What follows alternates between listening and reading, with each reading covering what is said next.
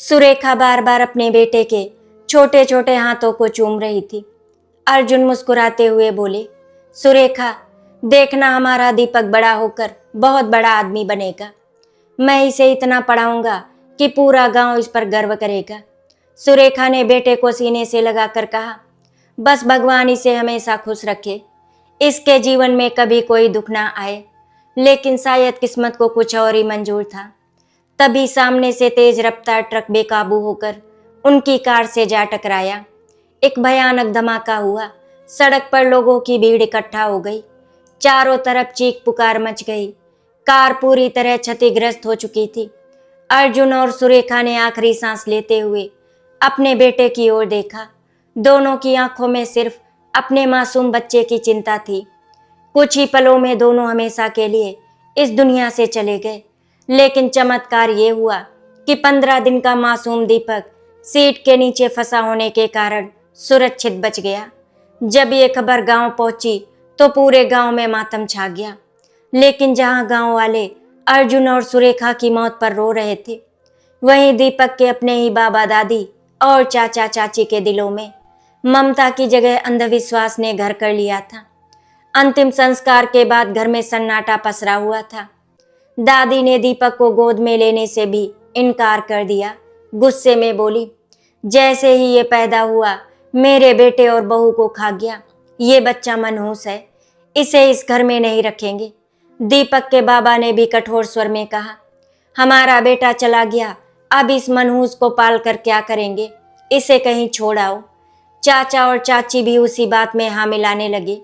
किसी ने ये तक नहीं सोचा कि ये केवल 15 दिन का मासूम बच्चा है, जिसे सही से अपनी माँ की गोद तक नसीब नहीं हुई। इसी बीच ये खबर सुरेखा की छोटी बहन अनुपमा तक पहुंची। अनुपमा अपने पति कमलेश के साथ भागती हुई वहां पहुंची। जैसे ही उसने दीपक को जमीन पर पड़े रोते देखा, उसकी आंखों से आंसुओं की धारा बह निकली। उसने दौड़कर दीपक को अपनी गोद में उठा लिया। मासूम दीपक ने रोते रोते जैसे ही अनुपमा की उंगली पकड़ी, अनुपमा का कलेजा कांप उठा। वो उनके सामने हाथ जोड़कर बोली, ये मनहूस नहीं है, ये तो मेरे दीदी और जीजा की आखिरी निशानी है, मुझे दे दीजिए, मैं इसे अपने बेटे की तरह पालूंगी। लेकिन दादी ने ताना मारते हुए कहा, हाँ हाँ ले जा इसे, कल को तेरे घर में भी बर्बादी लेकर आएगा। अनुपमा ने आंसू पोंछे और दृढ़ आवाज में बोली, अगर इस बच्चे को अपनाना बर्बादी है तो मुझे ऐसी बर्बादी मंजूर है। आज से दीपक मेरा बेटा है। कमलेश आगे बढ़े और उन्होंने भी दीपक को प्यार से सहलाते हुए कहा, अनुपमा सही कह रही हो, आज से ये बच्चा हमारे घर में रहेगा, हम इसे अपने बेटे की तरह पालेंगे। अनुपमा दीपक को लेकर अपने घर पहुंची। वहां उसकी सास राधिका जी बैठी थी। जैसे ही उन्होंने दीपक को देखा, नाराज होकर बोली, ये किसे उठा लाई, क्या अनाथालय खुलवाना है घर में। अनुपमा ने नम आंखों से कहा, माँ जी ये मेरा भांजा दीपक है, दीदी जीजा अब इस दुनिया में नहीं रहे।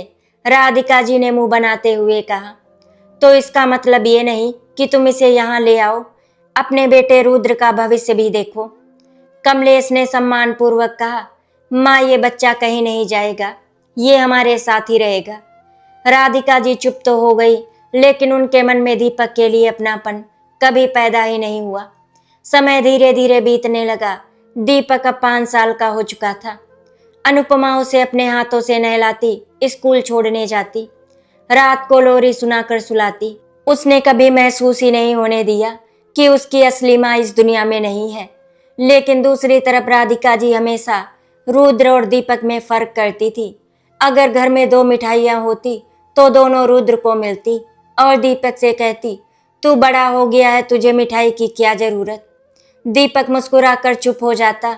रुद्र भी धीरे धीरे अपनी दादी की बातें सीखने लगा। वो अक्सर दीपक की किताबें छिपा देता, उसकी कॉपियों पर पानी गिरा देता और हंसते हुए कहता, तू इस घर का नहीं है, मेरी मम्मी ने तुझ पर दया कर रखी है। दीपक कुछ पल के लिए उदास जरूर होता, लेकिन फिर अपनी मौसी की बात याद कर लेता।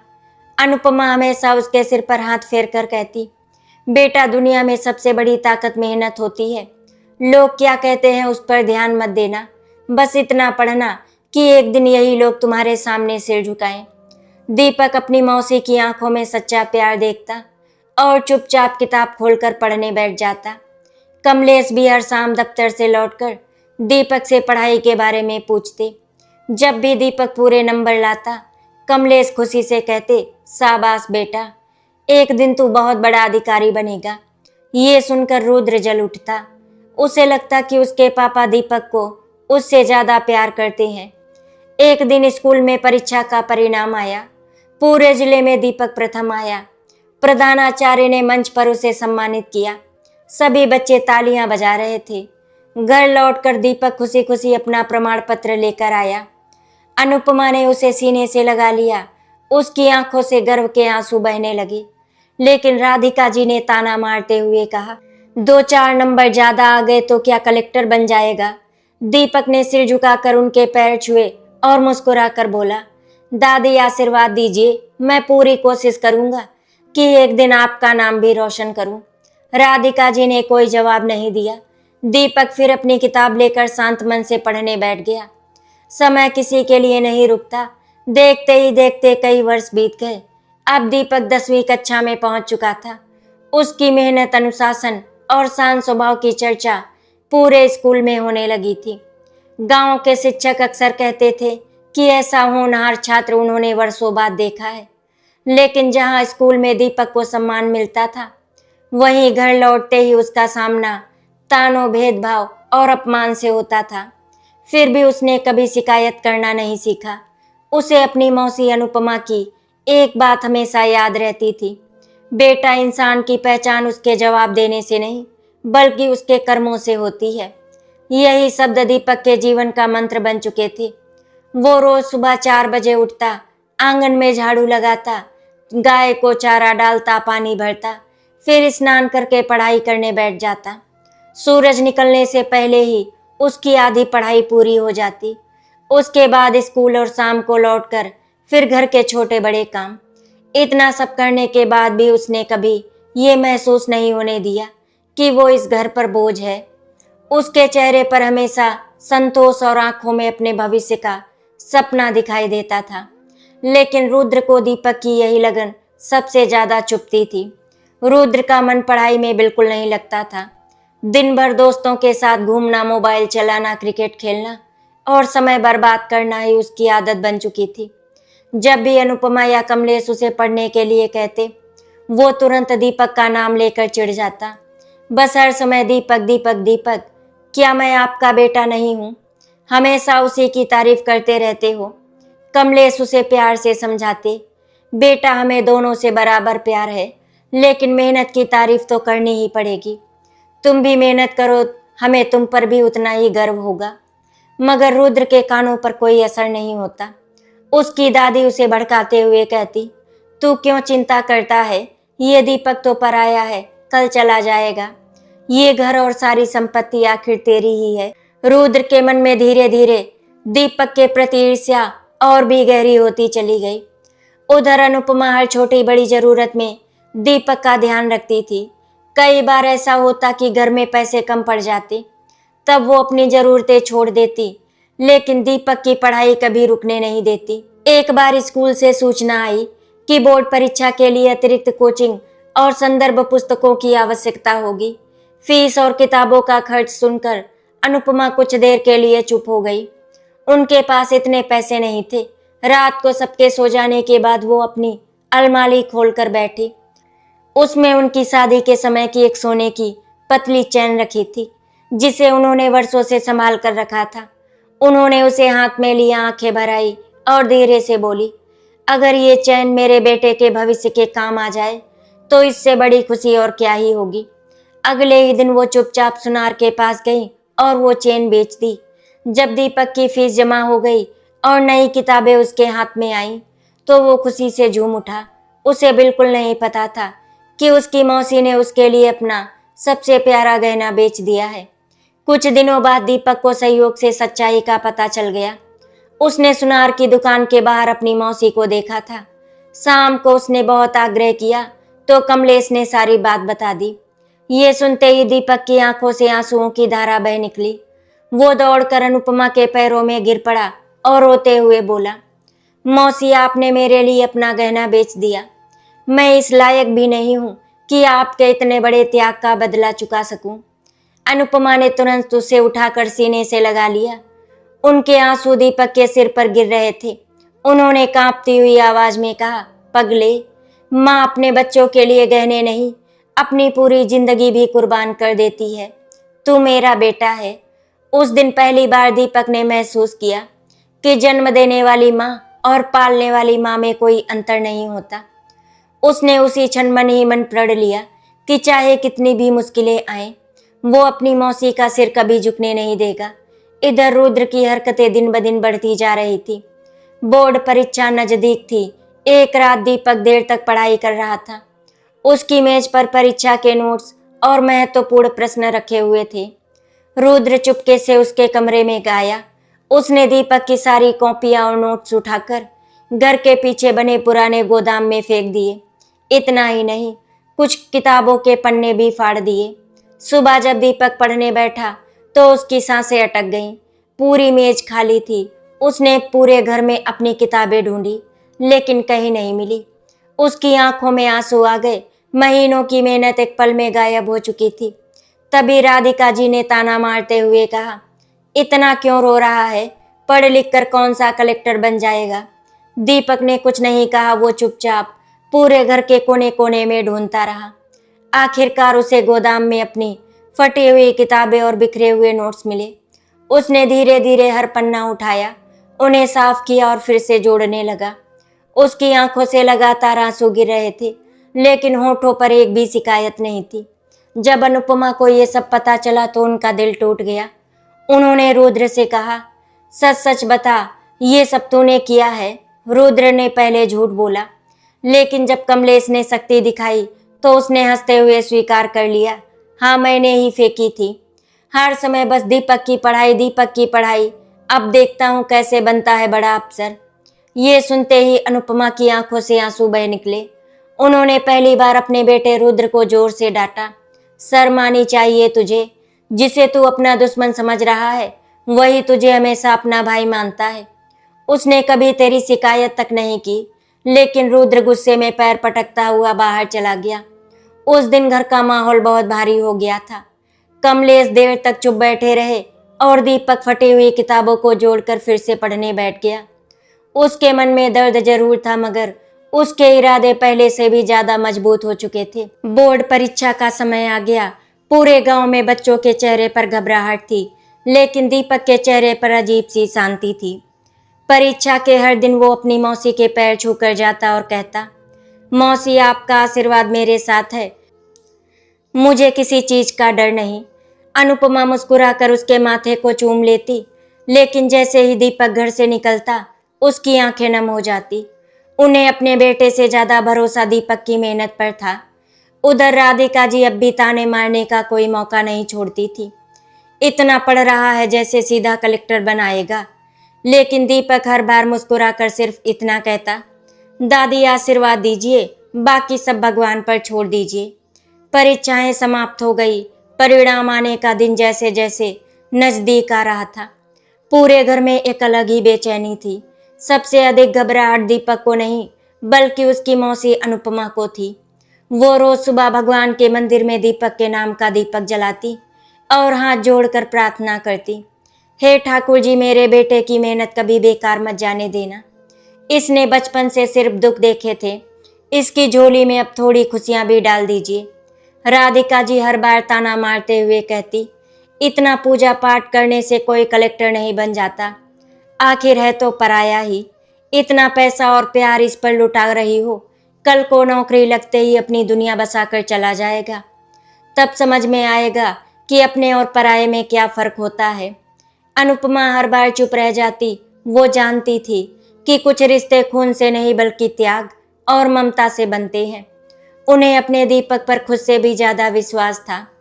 आखिर वो दिन भी आ गया जिसका सभी को इंतजार था। सुबह सुबह स्कूल की वेबसाइट पर परिणाम घोषित होना था। गांव के अधिकतर बच्चों के पास मोबाइल नहीं थे, इसीलिए सभी स्कूल के बाहर इकट्ठा होने लगे। दीपक भी साधारण कपड़े पहनकर चुपचाप स्कूल पहुंच गया। उसके दिल की धड़कनें तेज थी, लेकिन चेहरे पर वही शांति थी। कुछ ही देर बाद प्रधानाचार्य तेजी से बाहर आए। उनके चेहरे पर गर्व साफ दिखाई दे रहा था।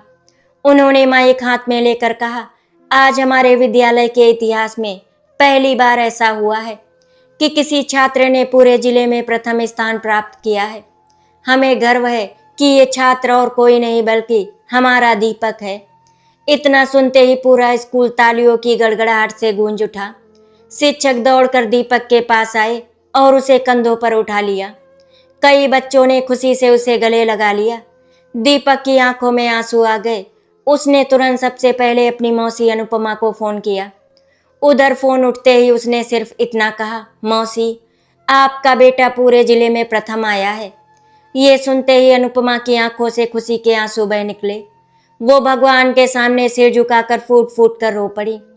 उनके लिए ये सिर्फ परिणाम नहीं था, बल्कि वर्षों के त्याग का पहला फल था। घर पहुंचते ही पूरा माहौल बदल गया। पड़ोसी मिठाई लेकर आने लगे।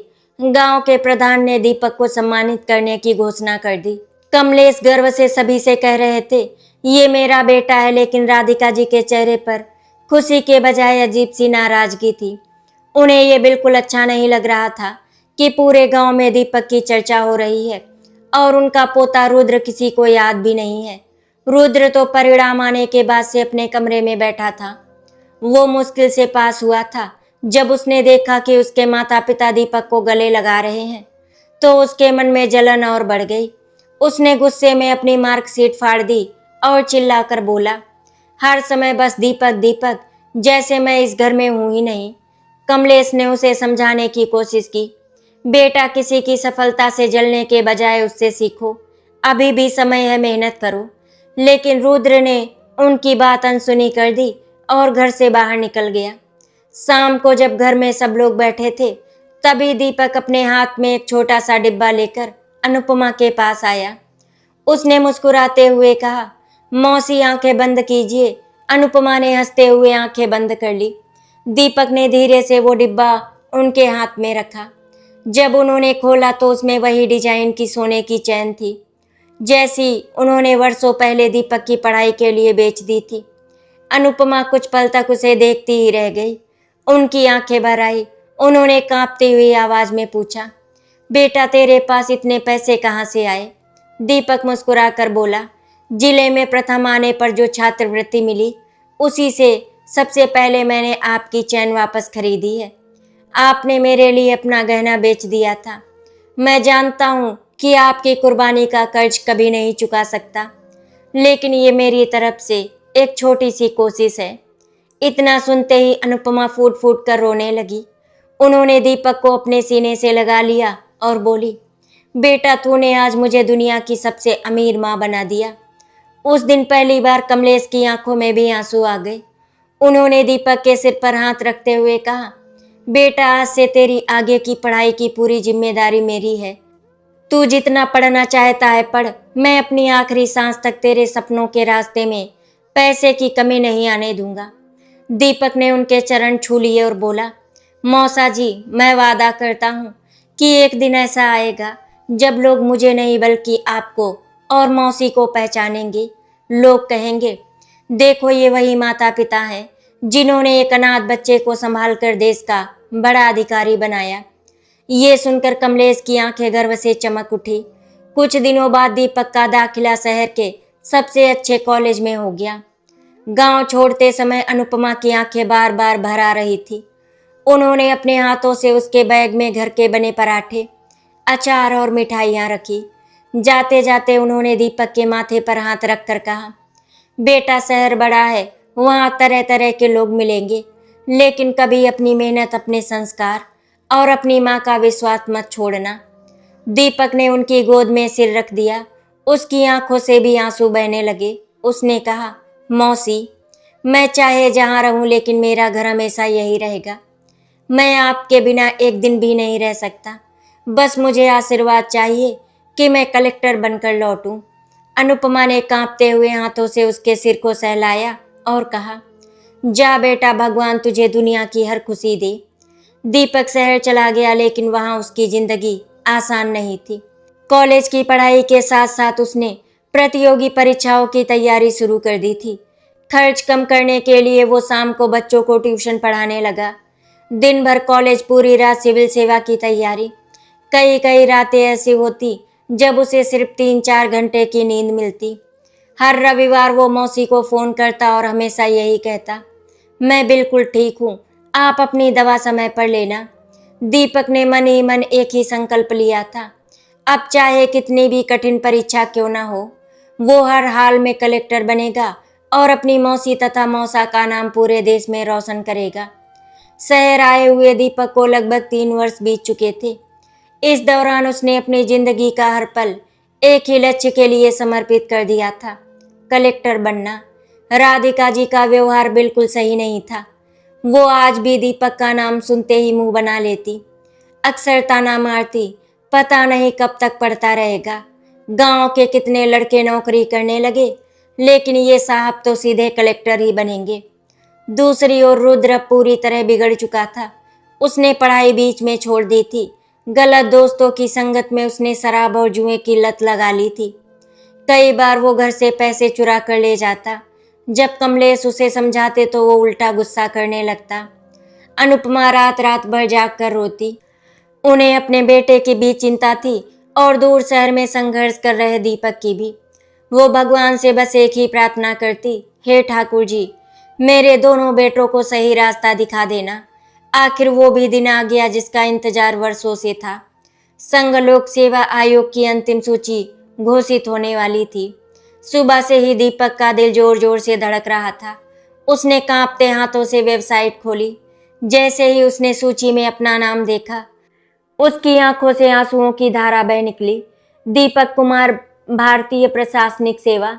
कुछ पल तक उसे विश्वास ही नहीं हुआ। उसने दोबारा देखा, फिर तीसरी बार देखा। नाम वही था। उसका वर्षों का संघर्ष सफल हो चुका था। उसने तुरंत सबसे पहले अपनी मौसी अनुपमा को फोन लगाया। उधर अनुपमा मंदिर में बैठकर माला जप रही थी। फोन उठते ही दीपक कुछ बोल नहीं पाया। उसकी आवाज भर्रा गई। अनुपमा घबरा गई। क्या हुआ बेटा, सब ठीक तो है ना? दीपक रोते हुए बोला, मौसी, आपका बेटा कलेक्टर बन गया। इतना सुनते ही अनुपमा के हाथ से माला छूट गई। वो वही मंदिर की सीढ़ियों पर बैठ गई और फूट फूट कर रोने लगी। उनकी आवाज सुनकर कमलेश दौड़ कर आए। अनुपमा ने कांपते हुए कहा, सुनिए, हमारा दीपक कलेक्टर बन गया। कमलेश की आंखें भी भर आई। उन्होंने आसमान की ओर देखकर कहा, धन्यवाद भगवान, आज आपने हमारी मेहनत का फल दे दिया। दीपक के कलेक्टर बनने की खबर पूरे गांव में आग की तरह फैल गई। वही लोग जो कभी उसे मनहूस कहते थे, अब गर्व से उसका नाम लेने लगे। स्कूल में मिठाइयाँ बटी। गांव के प्रधान ने जुलूस निकालने की घोषणा कर दी। मीडिया वाले भी गांव पहुंच गए। हर कोई जानना चाहता था कि आखिर इस लड़के की सफलता के पीछे कौन है। जब पत्रकारों ने दीपक से पूछा, आप अपनी सफलता का श्रेय किसे देना चाहेंगे, तो दीपक ने बिना एक पल सोचे कहा, अगर मेरी जिंदगी में मेरी मौसी और मेरे मौसा न होते तो आज मैं शायद जिंदा भी नहीं होता।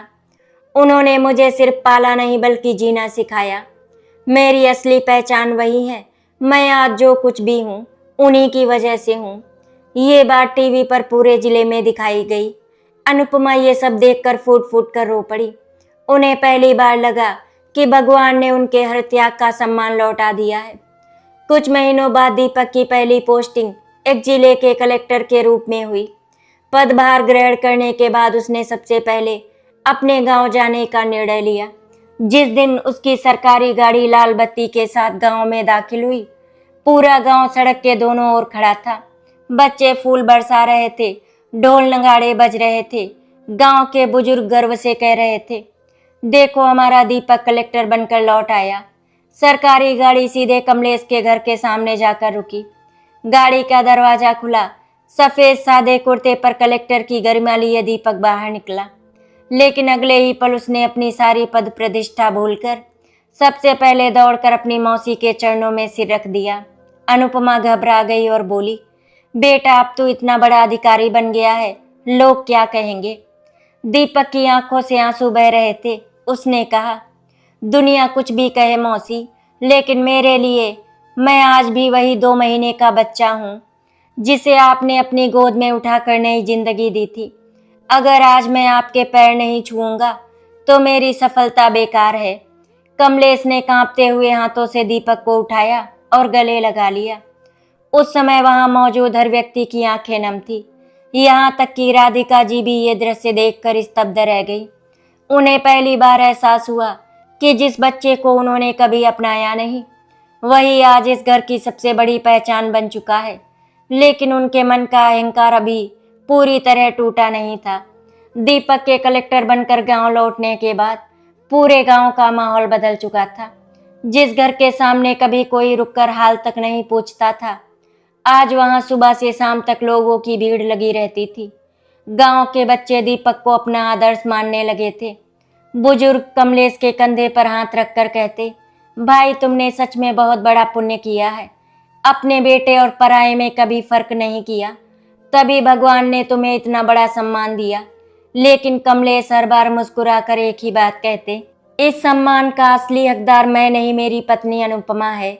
मैंने तो सिर्फ उसका साथ दिया है, असली तपस्या उसने की है। उसने अपने बेटे और भांजे में कभी अंतर नहीं किया। जिस दिन वो दीपक को गोद में उठाकर इस घर में लाई थी, उसी दिन उसने तय कर लिया था कि चाहे दुनिया कुछ भी कहे, ये बच्चा कभी खुद को अनाथ महसूस नहीं करेगा। ये सुनकर गांव की औरतों की आंखें भर आई। सभी अनुपमा को सम्मान की नजरों से देखने लगी। जो लोग कभी उन्हें ताने देते थे कि पराये बच्चे पर इतना प्यार मत लुटाओ, वही आज कहते थे, अगर हर मौसी अनुपमा जैसी हो जाए तो कोई बच्चा अनाथ नहीं रहेगा। इधर रुद्र की हालत लगातार बिगड़ती जा रही थी। गलत दोस्तों के साथ उसने इतना कर्ज कर लिया था कि एक दिन कुछ लोग सीधे घर पहुंच गए। वे गुस्से में चिल्लाने लगे, अपने बेटे से कहो हमारे पैसे लौटाए, नहीं तो हम उसे उठा ले जाएंगे। ये सुनकर अनुपमा के पैरों तले जमीन खिसक गई। कमलेश ने हाथ जोड़कर कुछ दिन की मोहलत मांगी, लेकिन वे लोग नहीं माने। तभी वहां सरकारी गाड़ियों का काफिला आकर रुका। कलेक्टर दीपक अपने कुछ अधिकारियों के साथ घर पहुंचा था। उसने पूरा मामला समझा। पहले उसने उन लोगों से कानूनी तरीके से बात की, फिर रुद्र से सख्त आवाज में पूछा, सच सच बताओ ये सब कैसे हुआ। पहली बार रुद्र का सिर शर्म से झुक गया। उसकी आंखों से आंसू बहने लगे। उसने रोते हुए कहा, भैया मुझसे बहुत बड़ी गलती हो गई। मैं हमेशा आपसे जलता रहा। मैंने आपकी किताबें फाड़ी, आपको परेशान किया, आपकी पढ़ाई रोकने की कोशिश की, लेकिन आपने कभी मेरा बुरा नहीं चाहा। आज मैं खुद अपनी नज़रों में गिर गया हूँ। अगर हो सके तो मुझे माफ़ कर दीजिए। ये कहते हुए वो दीपक के पैरों में गिर पड़ा। वहाँ मौजूद हर व्यक्ति की आंखें नम हो गईं। दीपक ने तुरंत रुद्र को उठाकर गले लगा लिया। उसकी आवाज़ में कोई गुस्सा नहीं था, केवल अपनापन था। उसने कहा, रुद्र, भाई कभी भाई का दुश्मन नहीं होता। मुझे हमेशा पता था कि तुम्हारे अंदर बुराई नहीं, सिर्फ गलत संगत और गलत सोच है। अगर आज भी तुम बदलना चाहते हो तो मैं सबसे पहले तुम्हारा हाथ पकड़ूंगा, लेकिन एक वादा करो, आज के बाद मौसी की आंखों में कभी आंसू नहीं आने दोगे। ये सुनते ही रुद्र फूट फूट कर रो पड़ा। उसने अनुपमा के पैरों में गिरकर कहा, माँ, मैंने आपको बहुत दुख दिए। आपने हमेशा मुझे समझाया, लेकिन मैं ही गलत रास्ते पर चलता रहा। मुझे माफ़ कर दीजिए। अनुपमा ने अपने दोनों बेटों को एक साथ सीने से लगा लिया। वर्षों बाद उनके चेहरे पर सच्ची मुस्कान आ गई। उस दिन पहली बार राधिका जी भी अपने कमरे से बाहर आई। उनकी आंखों में पछतावे के आंसू थे। राधिका जी कांपते कदमों से दीपक के पास आईं। उनकी आवाज़ भर्रा गई। उन्होंने कहा, बेटा मुझे माफ़ कर दे। मैंने तुझे हमेशा पराया समझा। बचपन से तुझे ताने दिए, तेरे साथ भेदभाव किया, तुझे कभी अपना पोता नहीं माना।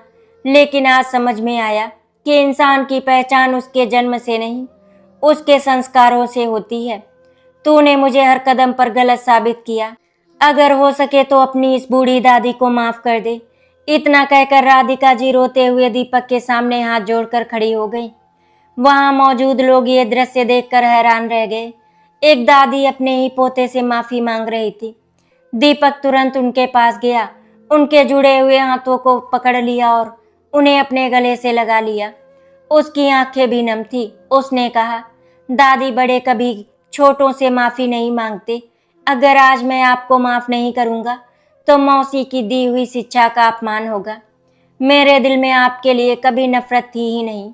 मैं तो हमेशा यही चाहता था कि एक दिन हमारा पूरा परिवार फिर से एक हो जाए। कुछ दिनों बाद दीपक ने जिले में आयोजित एक बड़े सम्मान समारोह में अपने गांव के सभी लोगों को बुलाया। मंच पर जिले के बड़े अधिकारी, मंत्री और हजारों लोग मौजूद थे। कार्यक्रम के अंत में संचालक ने घोषणा की, अब जिले के कलेक्टर श्री दीपक जी अपने जीवन की प्रेरणा का सम्मान करेंगे। सभी लोगों को लगा कि शायद वो किसी बड़े अधिकारी या शिक्षक का नाम लेंगे, लेकिन दीपक मंच से नीचे उतरा, सीधे भीड़ में बैठी अपनी मौसी अनुपमा के पास गया, उनका हाथ पकड़कर मंच पर ले आया। पूरा मैदान तालियों की गूंज से भर गया।